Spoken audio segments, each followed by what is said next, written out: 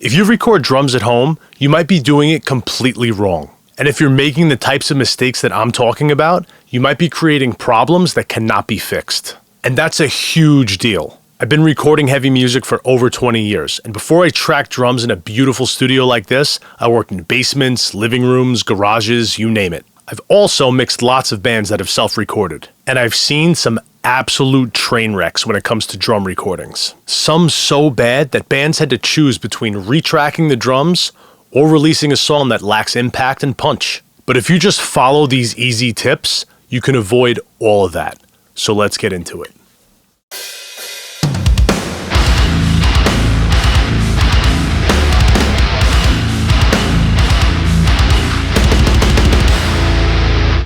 Welcome back to the Riff Haven Audio Podcast. I'm Dan Ferguson, engineer, producer, and owner of Riff Haven Audio, a Long Island-based recording studio that works exclusively with heavy bands. If your band is more than just a hobby, hit that subscribe button. I'm sure there's something on this channel that's going to elevate your career, your process, or your sound. All right, let's talk about drums. I wish I knew what I'm about to share with you when I first started. When I made my first record, I literally had no idea what I was doing with recording drums. Before the days of the internet, all I had to go off of was books like The Dummy's Guide to Home Recording, which was surprisingly informative, but definitely not geared towards heavy music. So I set up a kit in my basement, plugged 8 crappy microphones into the inputs of my PreSonus FirePod, and hoped for the best. And guys, with anything in life, hope is not a plan. Not only do I have a plan for you, but this is going to work in almost every situation if you record drums at home. Now, there's multiple tiers to this approach, so I recommend you pay attention to the pros and cons of each and then decide what makes the most sense for you.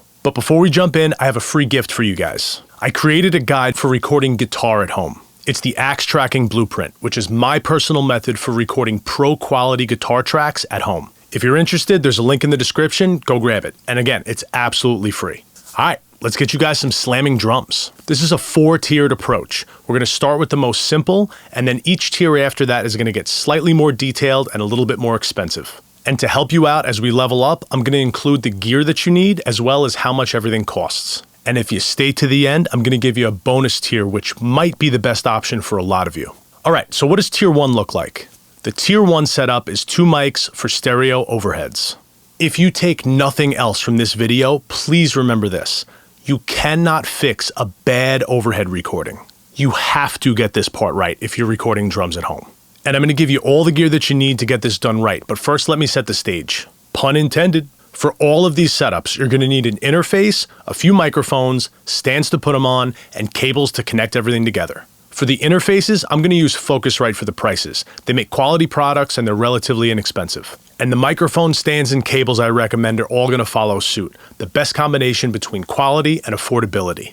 So let's talk about what you're going to need for a stereo overhead setup, starting with a pro tip. You should always record in the room in your house that has the highest ceilings, which is probably going to be your living room. This will help you avoid the harsh reflections that you'll get from recording in a room with low ceilings. It's really difficult to get good recordings when the ceiling is just a few inches above your overhead microphones. As for gear, Focusrite's 2i2 interface has 2 inputs with preamps, and that'll run you about $220. Gearlux has a 2-pack of XLR cables on Amazon for $25. And as for the stands, Onstage makes pretty decent mic stands. Those will run you about $32 a piece. And as for the mics, the most bang for your buck are going to be the Lewitt LCT40s, and that's backed by lots of pro engineers that I've talked to that have tried them out and loved them. They're small diaphragm condenser microphones, and a matched pair of those will run you about $260. But there's a very specific way you need to place overhead mics in order to get a great sound. When you set up your overhead mics, they should be about 2 to 3 feet above the cymbals. I like to put them above each crash, but if you have a group of cymbals like a china and a crash next to each other, you could split the difference. Now maybe you knew that already, but this next part is the part that so many people screw up. Make sure the capsule of each overhead mic is the exact same distance from the center of the snare drum. And it's okay if they're at slightly different heights, but if one microphone is 57 inches away from the center of the snare, the other microphone better be 57 inches away from the center of the snare. If they're not equal, when you pan your overheads left and right, you're going to get a snare drum that's not in the center of your mix, which is going to make everything sound weird and terrible. Use a tape measure and get this part right. All right, so let's talk pros and cons. On the good side, This is a pretty affordable setup. About $570 will get you what you need, and you may even have some of this gear already. As for the cons, you're gonna need to add drum samples since you don't have any microphones on the shells, meaning the kick, snare, and toms. This can be a time-consuming process since you'll likely have to do all this by hand. But if you're on a budget, you gotta do what you gotta do. And remember, the overheads are the most important thing for home drum recordings. So let's talk about tier 2. Now we're going with 4 mics. Stereo overheads, but now we're micing the kick and the snare. With this setup, you still get that great overhead picture, but now you get close mics on the next 2 most important elements of your kit. So what mics should you use? Whether you're on a budget or not, you really can't go wrong with a Shure SM57 on the snare. If I were stranded on a desert island and I could only have one microphone to record with, it would be a 57. It's a proven studio workhorse and it really sounds good on everything. In a pinch, I once used a pair of 57s for overheads, and they sounded great. Place the mic about an inch or so above the rim and point it at the center of the snare. And I'm not going to get into angles and distance of close mics today, so experiment a little on your own and go with what sounds best to you. Here's a pro tip for you though. Try to have the back of the mic pointed at the hi-hats. The polar pattern of the 57 will naturally reject anything that's directly behind it, so do your best to position it that way. And for the record, you're still going to have bleed, but this will drastically improve the amount of bleed that you get. An SM57 will run you about $109, and if you're watching this, there's a good chance you already have one. Now let's talk about the kick drum. If you have a porthole in the resonant head of your kick drum, I recommend getting a Behringer BA19A. This is a boundary condenser mic that provides shockingly good quality at a low price point of about $70. Stick the mic inside the kick drum, put it on top of whatever blankets or pillows you have in there, and get it relatively close to the batter head. If you don't have a porthole, I'd say to go with another 57 here. Get it close to your resonant head and call it a day. If you're lacking in sub, you can always sample reinforce later. All right, time for pros and cons. The pros here is that you get usable audio from all the most important elements of your kit. And as I said, of course, you can sample, reinforce, or even replace after the fact. But this time it'll be a lot easier since you have audio to analyze. As for cons, for starters, you're still going to have to add samples to replace the toms. Plus, with 4 mics, you'll need a different interface. The Focusrite Scarlett makes a model with 4 XLR inputs with preamps. That'll run you about $550. With the added 2 mics plus stands and cables, you're looking at about $1,170. Moving on to tier 3. Now we're going with 6 mics. Stereo overheads, kick, snare, and 2 toms. And if you want more than 2 toms, well, tough shit. We're trying to save money here, okay? We're sticking with the old reliable SM57 for this setup. Yes, there are other mics out there that are great on toms, but the 57s do a good job, and they'll get you the most bang for your buck. And the good news here is you can apply what you just learned about miking up the snare drum to your toms. Angle, distance, and also remember to put them in a position to reject cymbal bleed. The pros for this setup?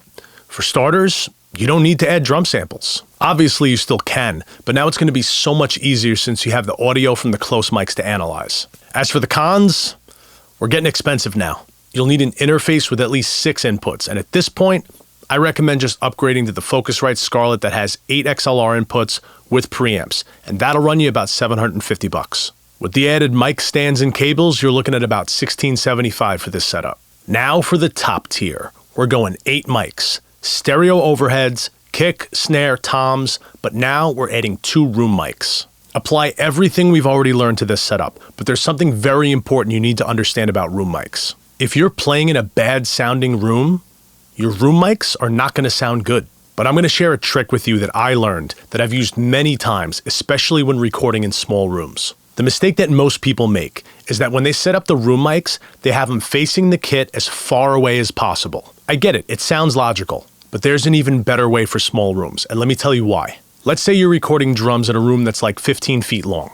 Well, the kit's going to take up like 4 feet, and if you put the drums on the far wall, that leaves you with about 11 feet to work with. Not a lot of distance for the sound to travel and give you that nice big room sound that you want. Now here's the trick. You take a pair of large diaphragm condenser mics in cardioid pattern, put them close to the kit, facing away from the kit.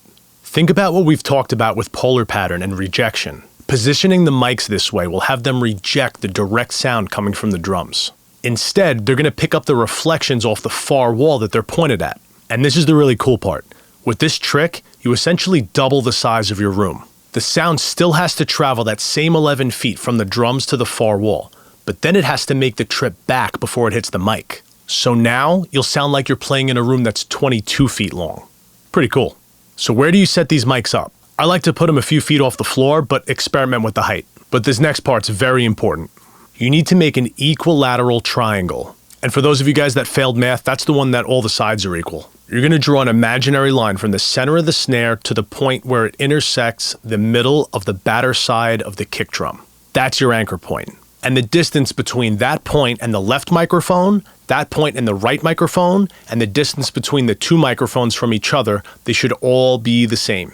This is going to give you an accurate stereo image when you're panning your room mics, similar to what we did with the overheads. As for mic choice, you can get a pretty decent sound out of a pair of AKG P120s or a pair of Audio-Technica AT 2020s. Both of those microphones are about $120 a piece. Pros here, you're capturing the whole kit. This is a very strong basic setup for recording drums and heavy music. The cons, this is an expensive setup. Altogether, it's going to run you about $2,000. But again, this is the top tier for home drum recording. And also remember, we didn't spend a lot of money on expensive microphones. So if you're experiencing sticker shock right now, let me ease your mind with the bonus tier. Programming the drums. Don't shoot me. I know this is technically not recording drums, but let me explain. The most important thing is that your song sounds awesome. And if you don't have the equipment necessary to get great sounding drums, or the budget to get that equipment, this is a great alternative. And you can absolutely get great sounding drums from drum programming software. Spiritbox won Best International Breakthrough Artist at the 2021 Heavy Music Awards. And the song that got them there was Holy Roller. Program drums. And they slam. This is also a great option for artists that don't have a band. I'll give you a perfect example. I'm currently working with an artist that's a vocalist in a very successful death metal band. He came to me to help him with a hardcore side project. But it was just him. He doesn't have a band. Now, to hire a session drummer and have me set up, track, comp, and edit the drums, that's a lot of time and money. So instead, I programmed the drums for the project. And here's what it sounds like.